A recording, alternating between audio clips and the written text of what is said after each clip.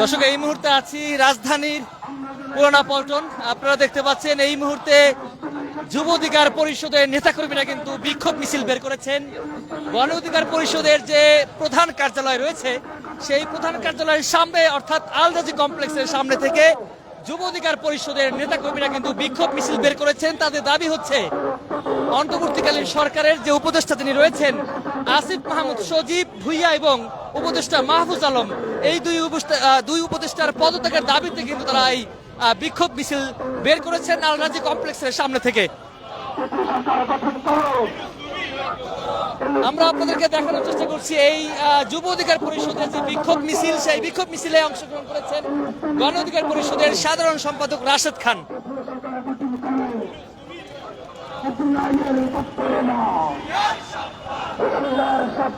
দর্শক, আরো একটি বিষয় যদি আপনাদেরকে জানাই যে এর আগে বিক্ষোভ সমাবেশে গণ অধিকার পরিষদের যে সাধারণ সম্পাদক রাশেদ খান তিনি আসলে বক্তব্য দিয়েছেন। বক্তব্যে বলেছেন, উপদেষ্টা নাম বলেননি কিন্তু বলেছে যিনি এইসব বক্তব্য দিয়েছেন তার জাতির কাছে ক্ষমা চাইতে হবে এবং তার বিচার করতে হবে এবং তার পদত্যাগের দাবি পর্যন্ত কিন্তু এই গণ অধিকার পরিষদের যে সাধারণ সম্পাদক রাশেদ খান তিনি কিন্তু এই দাবি করেছেন। এবং এই মুহূর্তে যুব অধিকার পরিষদের নেতাকর্মীরা আল রাজি কমপ্লেক্সের সামনে থেকে পল্টন মোড়ের দিকে কিন্তু যাচ্ছে এই মিছিলটি। তাদের দাবি হচ্ছে উপদেষ্টা আসিফ মাহমুদ সজীব ভুইয়া এবং উপদেষ্টা মাহফুজ আলমের পদত্যাগের দাবিতে কিন্তু এই বিক্ষোভ মিছিলটি বের করেছেন আল রাজি কমপ্লেক্স অর্থাৎ গণ অধিকার পরিষদের যে কেন্দ্রীয় কার্যালয়, সেই কেন্দ্রীয় কার্যালয়ের সামনে থেকে মূলত এই বিক্ষোভ মিছিলটি বের করেছেন যুব অধিকার পরিষদ।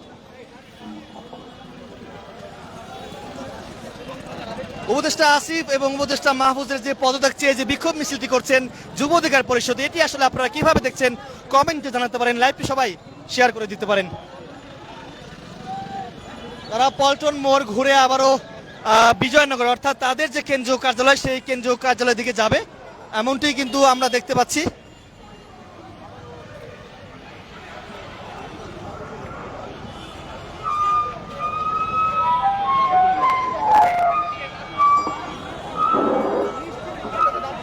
আমাদের দাবি এই যে অবৈধ সরকারের যে দোষণ নিষিদ্ধ সংগঠন, এই নিষিদ্ধ সংগঠনের এজাজকে হিজবুত তাহরীর এজাজকে অপসারণ করতে হবে।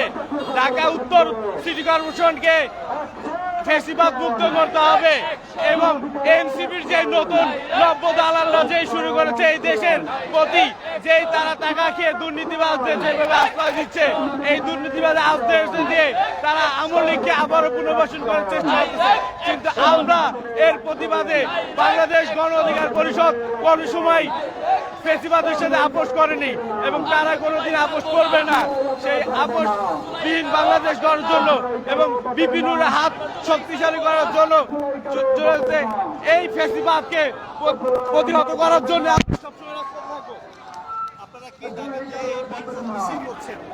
আমরা যে আজকে মিছিল করতে যাচ্ছি, আপনারা উত্তরা প্রশাসককে দেখতে পেয়েছেন, সে একজন নিষিদ্ধ ঘোষিত সংগঠনের একজন উচ্চতরের নেতা, যিনি জঙ্গি সংগঠনটা পরিচালনা করেন।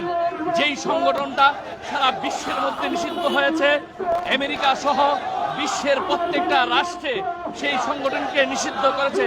সেই সংগঠনের একটি ব্যক্তি সে হলো এজাজ। সেই এজাজকে তথাকথিত উপদেষ্টা আসিফ, সেই আসিফ কোটি কোটি টাকার বিনিময়ে তাকে প্রশাসক হিসাবে নিয়োগ করেছে। আমরা তীব্র নিন্দা জানাই। যতক্ষণ পর্যন্ত সেই এজাজকে গ্রেফতার করা না হবে, যতক্ষণ পর্যন্ত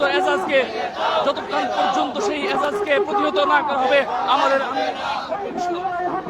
দর্শক, যেমনটি দেখতে পাচ্ছেন গণ অধিকার পরিষদের সাধারণ সম্পাদক রাশেদ খান তিনি কিন্তু এই যুব অধিকার পরিষদের বিক্ষোভ মিছিলে অংশগ্রহণ করেছেন। তাদের দাবি হচ্ছে উপদেষ্টা আসিফ মাহমুদ সজীব ভুইয়ার পদত্যাগ করতে হবে, পাশাপাশি উপদেষ্টা মাহফুজ আলমের পদত্যাগের দাবিতে কিন্তু যুব অধিকার পরিষদের নেতাকর্মীরা এই বিক্ষোভ মিছিল বের করেছেন।